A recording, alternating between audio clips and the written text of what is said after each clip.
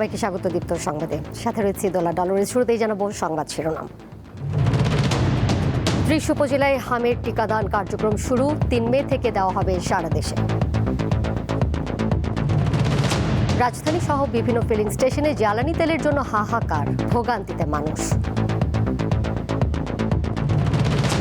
মধ্যপ্রাচ্য যুদ্ধের প্রভাব তৈরি পোশাক খাতে ইউরোপে কমেছে 25%।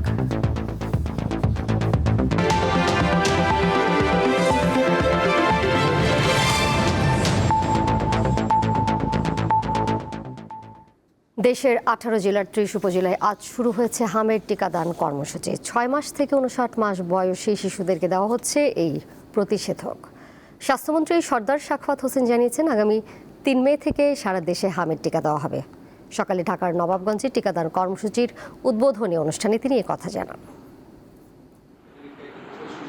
হামের অন্যতম হটস্পট বরগুনায় সকাল থেকে টিকাদান কর্মসূচি শুরু হয়। পৌর শহরের 5টি স্থানে এবং সদর উপজেলার 10টি ইউনিয়নের 15টি স্থানে টিকা দেওয়া হয়।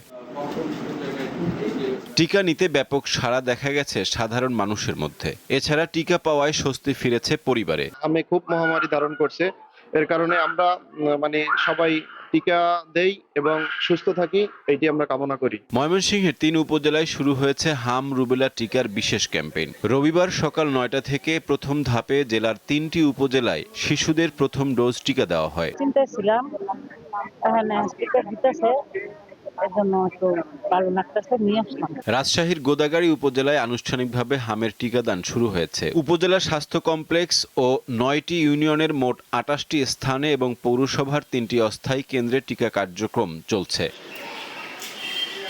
6 মাস বয়স থেকে 5 বছরের নিচের সকল শিশুকে হাম রুবেলার টিকা নিশ্চিত করার আহ্বান জানিয়েছেন স্বাস্থ্য ও পরিবার কল্যাণ প্রতিমন্ত্রী ডাক্তার এম এ মোহিত। গাজীপুর সদর উপজেলার মির্জাপুর ইউনিয়ন পরিষদে টিকাদান কর্মসূচির উদ্বোধন অনুষ্ঠানে তিনি এই আহ্বান জানান। আমাদের সরকার অত্যন্ত দ্রুত গতিতে আমরা পদক্ষেপ নিচ্ছি। যে জায়গাগুলোতে এই ঘাটতি আছে আমরা দায়িত্ব নিচ্ছি এবং দায়িত্ব নিয়েছি, সেই ঘাটতিগুলো আমরা পূরণ করছি।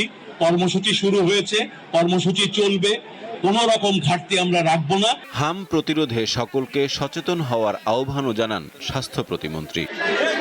সাইফুর রহমান শিশির, দীপ্ত বার্তা কক্ষ।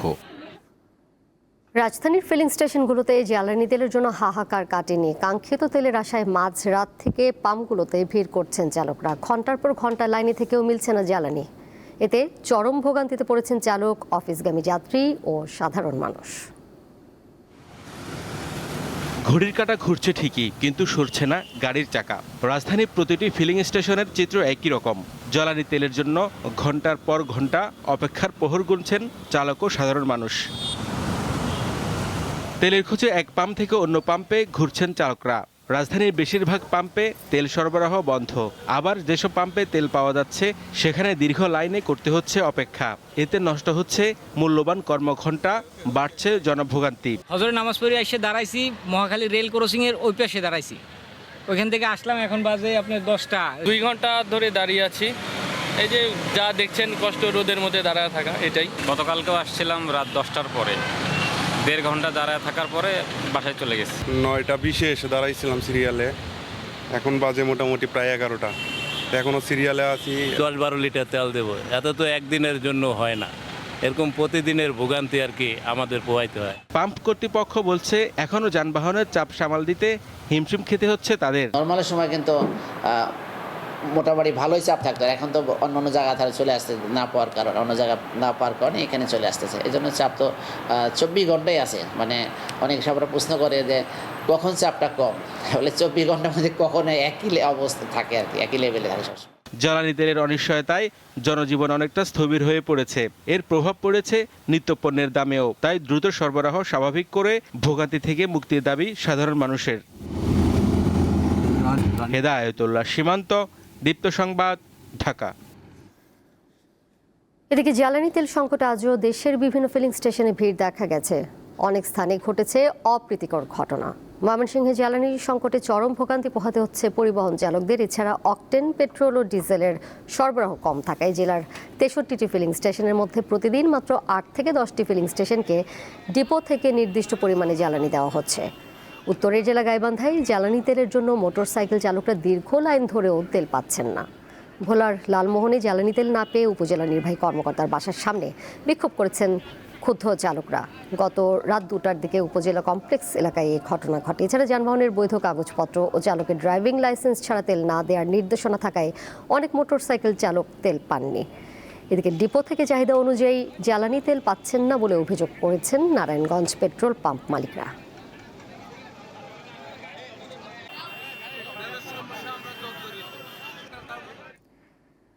মধ্যপ্রাচ্যে যুদ্ধ বাংলাদেশের তৈরি পোশাক রপ্তানিতে নেতিবাচক প্রভাব ফেলতে শুরু করেছে। এর মধ্যে ইউরোপে শতকরা 25% রপ্তানি কমেছে বলে জানিয়েছে বিজিএমইএ ও বিকেএমইএ। কেন্দ্রীয় ব্যাংক অবশ্য বলছে পোশাক শিল্পের ঝুঁকি মোকাবেলায় প্রয়োজনের নিরিখে নীতি সহায়তা দেওয়া হবে। মধ্যপ্রাচ্যে যুদ্ধ পরিস্থিতিতে দেশের অর্থনীতি নিয়ে 4 পর্বের ধারাবাহিকের আজ প্রথম পর্ব। দেশের রপ্তানি আয় সিংহভাগ নিয়ন্ত্রণকারী তৈরি পোশাক খাতে গেল 8 মাসে রপ্তানিতে নিম্নমুখী ধারা বজায় রয়েছে। বিশেষ করে যুক্তরাষ্ট্রের পাল্টা শুল্ক আরোপ, অভ্যন্তরীণ নানামুখী সংকট এবং বৈশ্বিক অস্থিরতা কাটতে না কাটতেই মধ্যপ্রাচ্যের যুদ্ধে ইতোমধ্যে তৈরি পোশাক খাতে রপ্তানিতে নেতিবাচক ধারা শুরু হয়েছে। বাংলাদেশের টোটাল রপ্তানি খাতে কিন্তু একটা বড় ধরনের সংকটের মুখে পড়বে। ইউরোপ মার্কেটে যে রপ্তানিটা যায় সেটা আমাদের সুয়েজ কানাল হয়ে যায়, যেটা আমাদের এখন ইন্টারাপ্ট হচ্ছে। ফলে ইউরোপ মার্কেটের বায়াররা একটা অনিশ্চয়তার মধ্যে আছে যে বাংলাদেশে অর্ডার প্লেস করলে পরে এটা সঠিক সময়ে যথাযথভাবে পাওয়া যাবে কিনা। এই অবস্থায় দেশের রপ্তানি খাতের প্রতিযোগিতা সক্ষমতা ধরে রাখতে নিরবিচ্ছিন্ন জ্বালানি সরবরাহ ব্যবস্থা ধরে রাখতে হবে। এই এক্সপোর্ট ক্ষতিগ্রস্ত হওয়া শুরু করেছে প্রথমে যারা আমরা যেটা বলি নন ট্র্যাডিশনাল মার্কেটের এক্সপোর্টের মধ্যে তো একটা অংশ মধ্যপ্রাচ্যে যায়, যত ইনসিগনিফিকেন্টই হোক, কেউ না কেউ তো আমরা এক্সপোর্ট করছি, তারা ক্ষতিগ্রস্ত হবে। যারা যুদ্ধে সরাসরি অংশগ্রহণ করছে তাদের যে ক্রেতা ভোক্তা শ্রেণী, তাদের যে যুদ্ধের খরচ ওইটা তো তাদের এখন নিজে চাপলে তাদের ধরেন হয়তো কনজামশন কমতে পারে। কনজামশন কমলে আমাদের উৎপাদনে এটা একটা আঘাত আসবে। মধ্যপ্রাচ্য যুদ্ধের প্রেক্ষাপটে তৈরি পোশাক খাতের বিশ্ববাজারের প্রতিযোগিতা সক্ষমতা ধরে রাখতে প্রয়োজনীয় সহায়তা দেবে বলে জানিয়েছে Bangladesh bank. Readymade garments exporters অ্যাসোসিয়েশনের সাথে তাদের বসে যে ধরনের কোনো পলিসি সাপোর্ট যদি আমাদের দিক থেকে দরকার হয়, যে পলিসি সাপোর্টটা তাদের সহায়তা করবে, তাদের যে এক্সপোর্টটা বর্তমানে আছে সেটাকে স্টেবল রাখা, তাহলে বাংলাদেশ ব্যাংক সেই হিসাবে কাজ করবে। বিনা বাধায় রপ্তানিমুখী শিল্পের কাঁচামাল আনতে সরকারের সহায়তা চেয়েছেন শিল্প মালিকরা। মধ্যপ্রাচ্যের সাম্প্রতিক যুদ্ধের প্রেক্ষাপটে বৈশ্বিক অর্থনৈতিক অনিশ্চয়তা বাড়তে থাকলে পোশাক শিল্পে অর্ডার কমে যাওয়ার আশঙ্কা করছেন শিল্প মালিকরা। এই অবস্থায় শিল্পে উৎপাদন কমার পাশাপাশি কর্মসংস্থানের চাপ সৃষ্টি হতে পারে বলে মনে করছেন তারা। এই বাস্তবতা মাথায় রেখে বাংলাদেশের প্রস্তুতিটা জরুরি বলে মনে করছেন হাত সংশ্লিষ্টরা। শাহরিয়ার ইমন, দীপ্ত সংবাদ, ঢাকা। খ্রিস্ট ধর্মাবলম্বীদের অন্যতম প্রধান ধর্মীয় উৎসব ইস্টার সানডে উপলক্ষে প্রধানমন্ত্রী তারেক রহমানের সঙ্গে শুভেচ্ছা বিনিময় করেছেন প্রোটেস্ট্যান্ট চার্চের নেতারা। সাক্ষাৎকালে প্রোটেস্ট্যান্ট চার্চের প্রতিনিধি দল প্রধানমন্ত্রীকে ইস্টার সানডের শুভেচ্ছা জানান এবং ফুলেল শুভেচ্ছা জানান। প্রধানমন্ত্রীও খ্রিস্টান সম্প্রদায়ের নেতাদের উৎসবের শুভেচ্ছা জানান এবং তাদের সঙ্গে কুশল বিনিময় করেন। এ সময় প্রধানমন্ত্রী বলেন, বাংলাদেশ সাম্প্রদায়িক সম্প্রীতির দেশ। এখানে সব ধর্মের মানুষ সমান অধিকার নিয়ে যার যার উৎসব পালন করে। দেশের উন্নয়ন ও অগ্রগতিতে সব সম্প্রদায়ের মানুষের অবদান অনস্বীকার্য। ইস্টার সানডে শান্তি, মৈত্রী ও মানবতার বার্তা নিয়ে আসে বলেও জানান তারেক রহমান।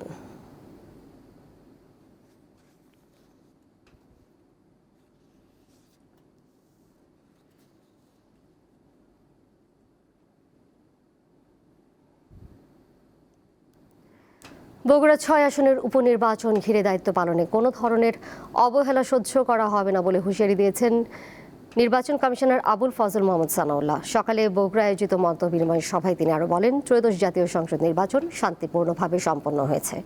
উপনির্বাচনকেও ছোট করে দেখার কোনো সুযোগ নেই। নির্বাচন কমিশন এই নির্বাচনকেও সমান গুরুত্বের সঙ্গে দেখছে। কেউ দায়িত্বে অবহেলা করলে তার বিরুদ্ধে কঠোর ব্যবস্থা নেওয়া হবে। আগামী 9 এপ্রিল অনুষ্ঠিত হবে বগুড়া 6 আসনের উপনির্বাচন।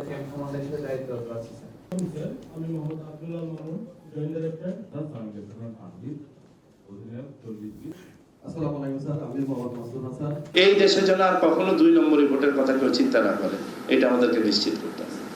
প্রয়োজন না হলে সেনাবাহিনী বিজিবি যাচ্ছে না, বাট প্রয়োজন হলে যাবে। যদি এরকম পরিস্থিতির উদ্ভব হয়ে যাবে, তা না হলে যাবে না। পুলিশ আর আনসারি যথেষ্ট। এবং আমাদের কোথাও গত নির্বাচনে প্রয়োজন হয়নি, এত বড় নির্বাচন হয়ে গেছে আল্লাহর রহমতে, প্রয়োজন হয়নি। এবার কেওয়াইসিএল চট্টগ্রাম সংবাদ।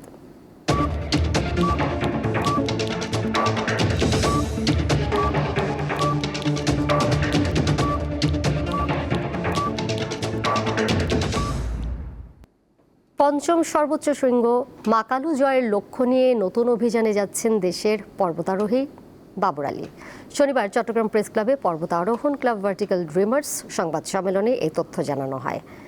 আগামী 7 এপ্রিল মাউন্ট মাকালু অভিযানের উদ্দেশ্যে দেশ ছাড়বেন বাবর। পর্বতারোহণের প্রয়োজনীয় অনুমতি ও সরঞ্জাম কেনার কাজ শেষ করে নেপালের রাজধানী কাঠমান্ডু থেকে টুমলিং টারের উদ্দেশ্যে রওনা হবেন তিনি। বাবর আলী জানান, বিশ্বের 14টি পর্বতশৃঙ্গ জয়ের স্বপ্ন নিয়ে এগিয়ে যাচ্ছেন তিনি। এর মধ্যে এভারেস্ট, লোপসে, অন্নপূর্ণা 1 ও মানাসলু সহ 4টি 8000 মিটার উচ্চতার শৃঙ্গ জয় করেছেন তিনি। মাকালু হতে যাচ্ছে তার পঞ্চম অভিযান।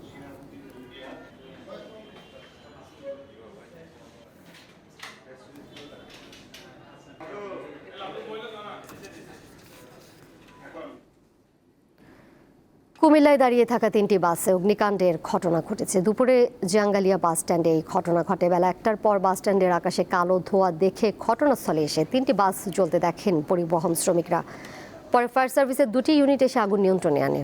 ফায়ার সার্ভিসের পক্ষ থেকে জানানো হয়, এই ঘটনায় কোনো হতাহত নেই, তবে কিভাবে আগুনের সূত্রপাত ও কী পরিমাণ ক্ষয়ক্ষতি হয়েছে তা জানা যায়নি।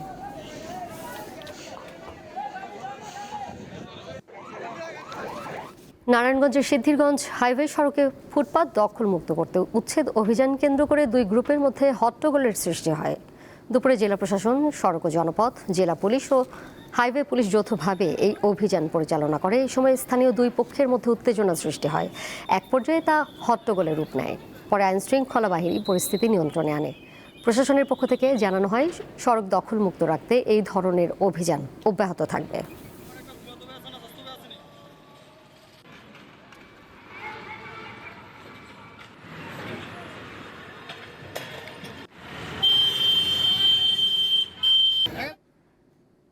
নীলফামারীর ডিমলায় অবৈধভাবে পাথর ও বালু উত্তোলনের কারণে হুমকিতে তিস্তা নদী।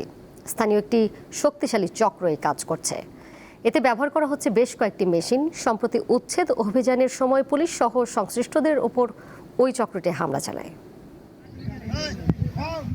ডিমলা উপজেলায় দীর্ঘদিন ধরে তিস্তা ব্যারেজের উজানে মেশিনের সাহায্যে অবৈধভাবে পাথর ও বালু উত্তোলন করছে শক্তিশালী একটি চক্র। এতে নষ্ট হচ্ছে পরিবেশের ভারসাম্য।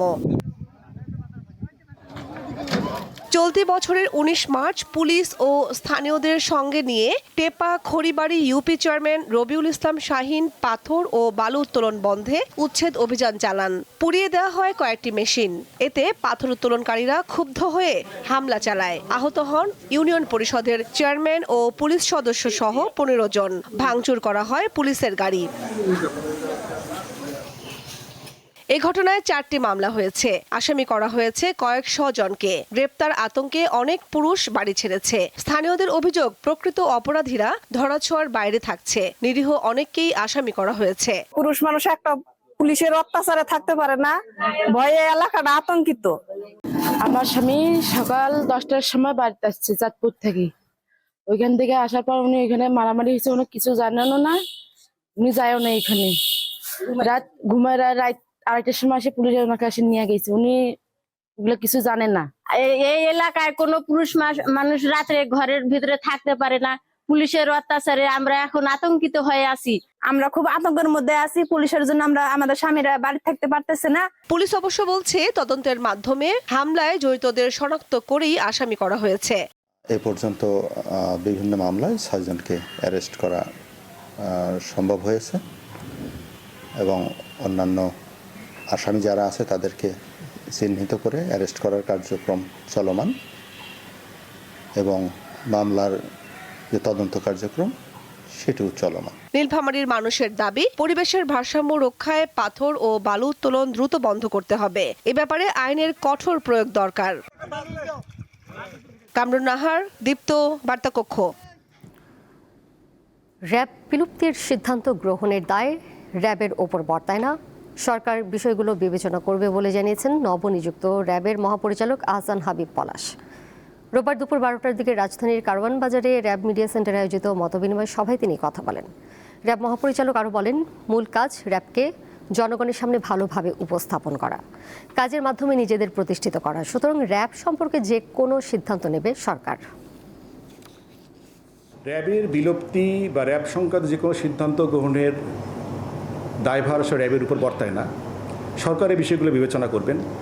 আমাদের দায়িত্ব হচ্ছে দায়িত্ব পালন করে যাওয়া। বিচার প্রক্রিয়ার সাথে সম্পর্কিত যে কোনো বিষয়ে আমাদের কাছে সহায়তা চাওয়া হলে আমরা সর্বোচ্চ সহায়তা প্রদান করব।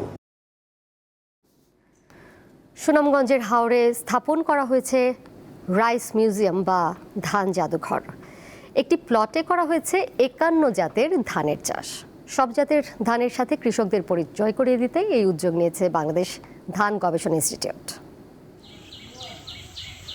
সুনামগঞ্জের শান্তিগঞ্জ উপজেলার সাংহাই হাওর এখানকার একটি প্রদর্শনী প্লটে বিভিন্ন জাতের ধানের পরিচয় সহ সাইনবোর্ড সাটানো। একটি প্লটে রয়েছে 51 জাতের ধানের চারা। উদ্দেশ্য নতুন জাতের সাথে সুনামগঞ্জের কৃষকদের পরিচয় করিয়ে দেয়া। সুনামগঞ্জে প্রায় 10 লাখ কৃষক থাকলেও হাতে গোনা 4 থেকে 5টি জাতের বাইরে আধুনিক ও উচ্চ ফলনশীল অন্যান্য জাতের ধান তাদের কাছে অপরিচিত। তাই কৃষকদের নতুন ধানের জাত সম্পর্কে ধারণা দিতে রাইস মিউজিয়ামের উদ্যোগ নিয়েছে বাংলাদেশ ধান গবেষণা ইনস্টিটিউট বিড়ির সুনামগঞ্জ আঞ্চলিক কার্যালয়। বর্তমানে মোটা ধান রয় আর আগে চিকন ধান রইতাম, মানে তো কোম্পানি বা বাংলাদেশের জয় তুলে গেছি।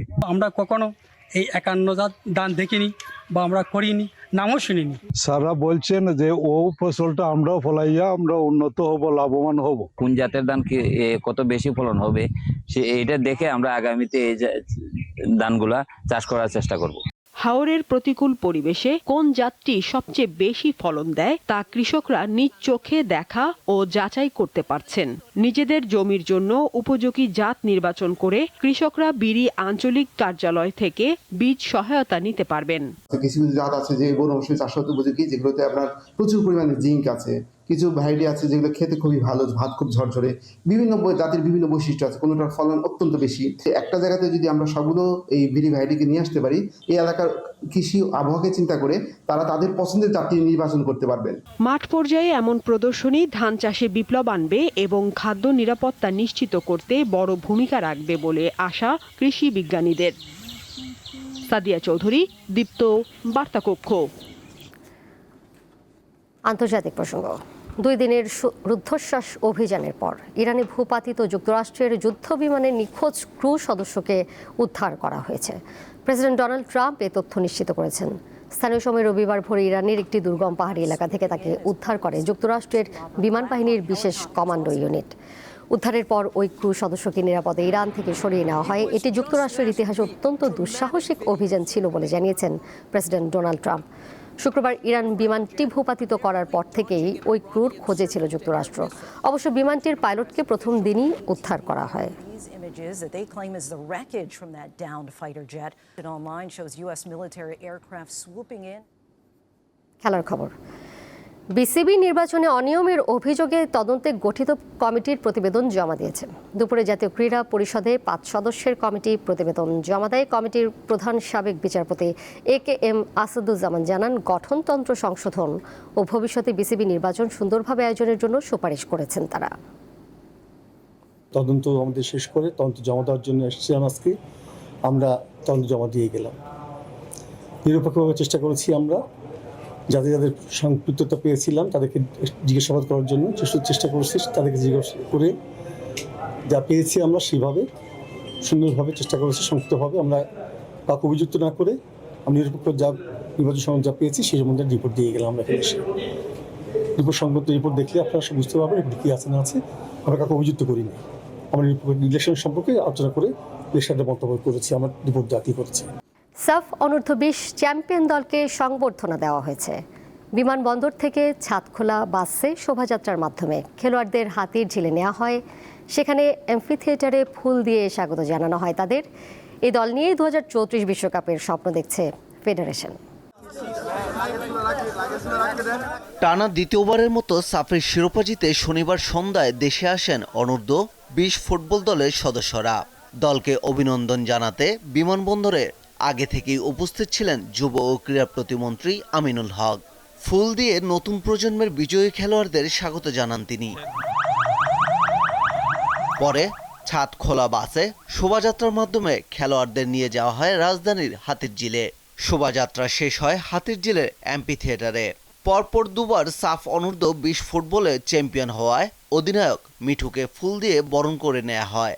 মঞ্চে উপস্থিত ছিলেন বাফুফে সভাপতি তাবিদ আউয়াল। চ্যাম্পিয়ন ট্রফিটা আমরা গতকালকে অর্জন করেছি, সেই চ্যাম্পিয়ন ট্রফি খালি একটা দিনের একটা খেলার জিত হিসাবে আমরা দেখছি না, আমরা গতকাল দেখছি আমাদের যাত্রার একটা শুরু। সাবজয়ী প্রত্যেক ফুটবলারকে 1 লাখ টাকা পুরস্কারের ঘোষণা দেয় বাফুফে, আর ডিএনসিসি প্রত্যেককে দেবে 50,000 টাকা। কিছু উপহার আছে, তো সেটা ওরা বলবে, একটু বলে দিতে।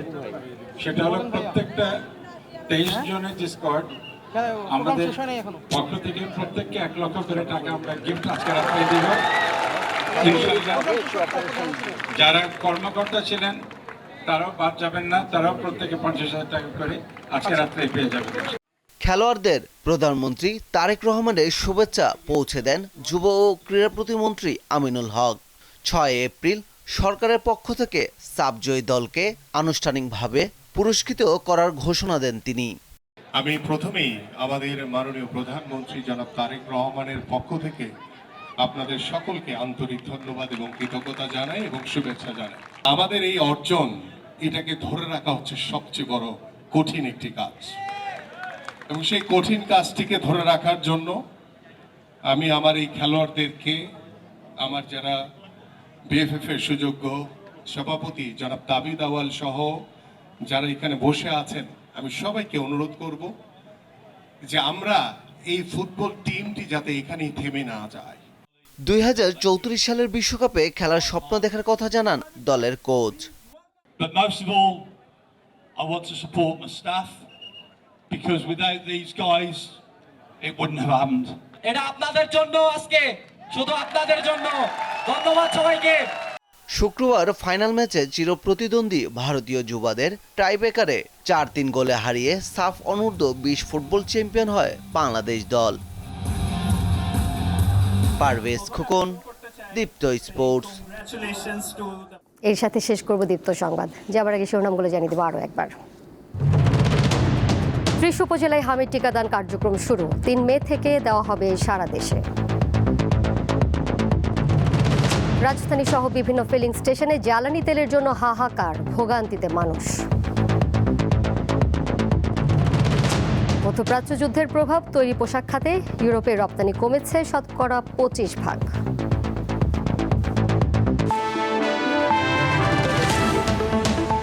এই ছিল এখনকার মতো। পরের সংবাদ দেখবেন সন্ধ্যা 6:40।